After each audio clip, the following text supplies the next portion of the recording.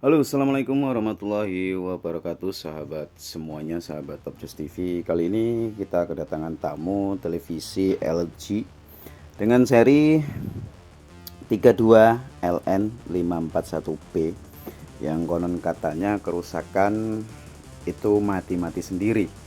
Nah, maka dari itu kita perlu konfirmasi kira-kira benar atau tidak. Nah, ini masuk belum saya bongkar. Kita teliti ya pada bagian masing-masing, pada skrup dan bautnya.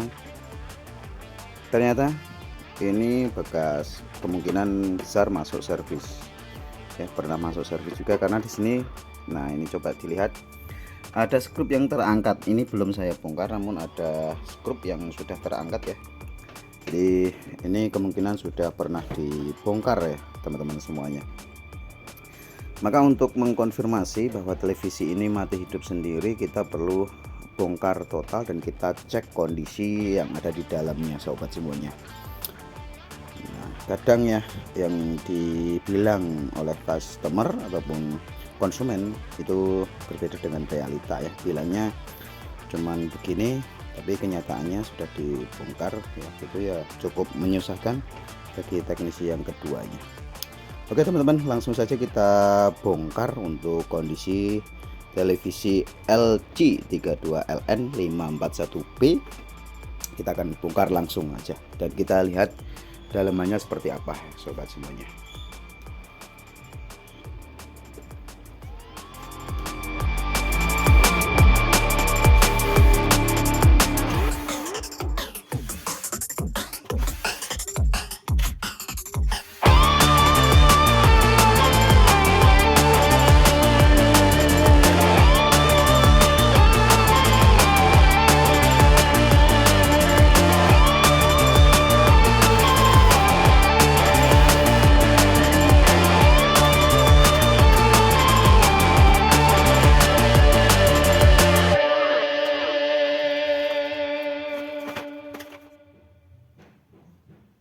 Oke sobat semuanya, ini untuk kondisi yang ada di dalam televisinya seperti ini ya sobat semuanya. Kelihatannya masih utuh dan belum terjadi apa-apa. Maka kita akan perlu cek ya pada bagian AC-nya, pada komponen bagian switching ataupun bagian power supply-nya. Semoga baik-baik aja. Kita akan cek dulu. Oke teman-teman, di sini untuk power supply-nya sudah ada di tangan saya. Kita akan coba cek satu persatu untuk bagian kapasitor menggunakan yang namanya ESR meter ya. Oke, langsung saja. Di sini ada beberapa kapasitor, banyak kapasitor, kita cek dulu. Semoga ketemu ya, titik rusaknya itu ketemu. Jika kita menggunakan ESR meter, maka kita akan dapat mengetahui setidaknya di rangkaian mana komponen yang kita duga rusak atau bisa menjadi tersangka kerusakan, sehingga kita bisa ngecek selanjutnya komponen selanjutnya yang mungkin rusaknya tidak terlalu ketara ya, atau terlalu terlihat seperti itu. Langsung saja kita ukur bagian kapasitor input ataupun bagian primer ya. Bagian primernya kita ukur menggunakan kapasitor meter. Nah, di sini masih bagus. Oke. Nah, yang kedua, kapasitor yang kedua masih bagus juga. Kemudian kapasitor yang menjadi driver backlightnya kita cek. Oke. Ini sebenarnya masih bagus ya, masih bagus. Kemudian kapasitor yang ini diberi kode C801 yang untuk bagian driver backlightnya, C83801 ini masih bagus. Kemudian di bagian key 208 ya, tulisannya kecil-kecil banget ya. masih bagus. Kita lanjut ke C 209. Nah, di C 209 terlihat kurang bagus ya, terlihat di alat ukur kurang bagus. Nah, kalau menggunakan ESR analog itu kurang akurat, tapi kita bisa nanti setelah dilepas kita bisa menggunakan ESR digital ya. Jadi untuk keakuratannya. Kemudian selanjutnya ini tidak terlihat ya C berapa ini, masih bagus. Kita lanjutkan untuk mana ini, C 201. Nah, ini juga terlihat kurang bagus. Untuk selanjutnya C 201 ya, atau 207. Oke, kita lanjutkan C 203. Oke, masih bagus.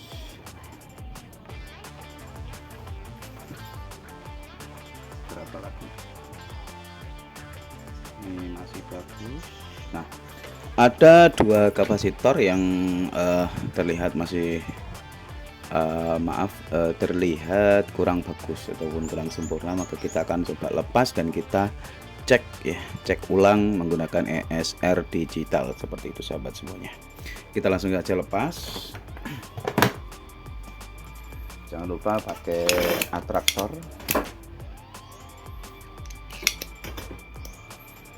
Oke, langsung saja, soldernya sudah panas, kita lepas komponennya.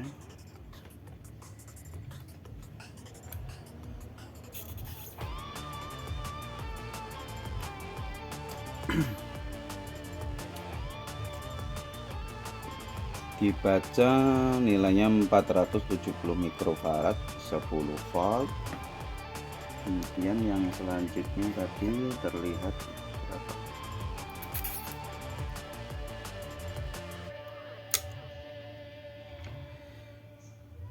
Yang satu 1500 mikrofarad. Memang unik ya, untuk kapasitor bawaan dari pabrikan itu unik-unik nilainya, sehingga kita kadang sulit untuk mencari yang sesuai ukuran yang tertera. Untuk lubangnya kita rapikan ya, lubang komponen atau padnya kita rapikan.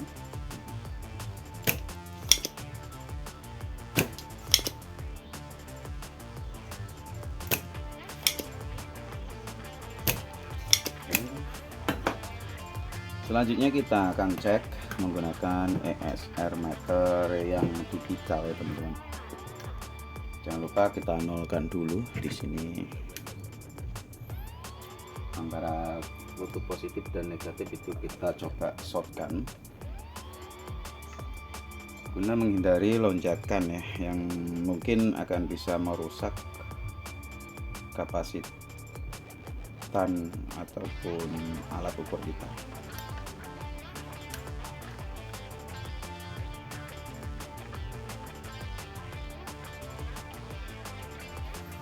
Oke, di sini terbaca 400, berubah ya, kadang 400 kadang 800 mikrofarad. Nah, dengan ESR 56 ohm ya. Terlalu besar ESR-nya, nilai ESR-nya. Dan kita lanjutkan ke elko berikutnya.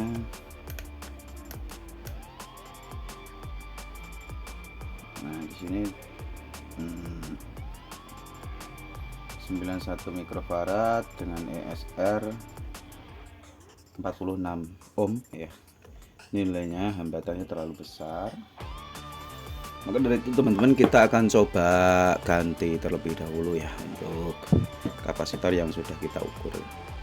Oke teman-teman, untuk nilainya kita tidak bisa sesuai 100%, hanya nilai mikrofaradnya yang kita usahakan mendekati dari nilai yang seharusnya ini,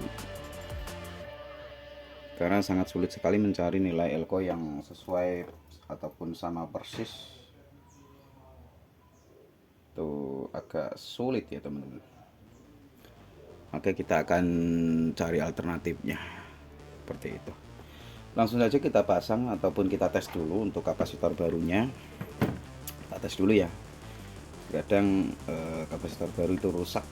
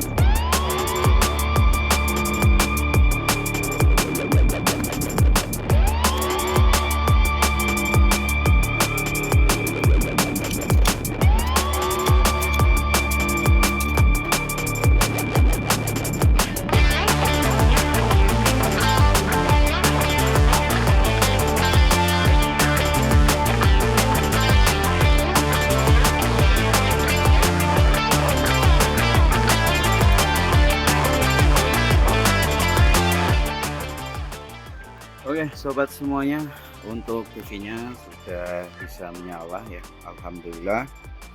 Setelah kita reparasi di bagian power supply, televisinya sudah kembali on lagi ya teman-teman sobat semuanya. Nah penampakannya seperti ini, alhamdulillah. Terima kasih sobat Top-Joss TV semuanya yang nyimak video ini sampai selesai. Saya akhiri, wassalamualaikum warahmatullahi wabarakatuh. Sampai jumpa di video-video berikutnya.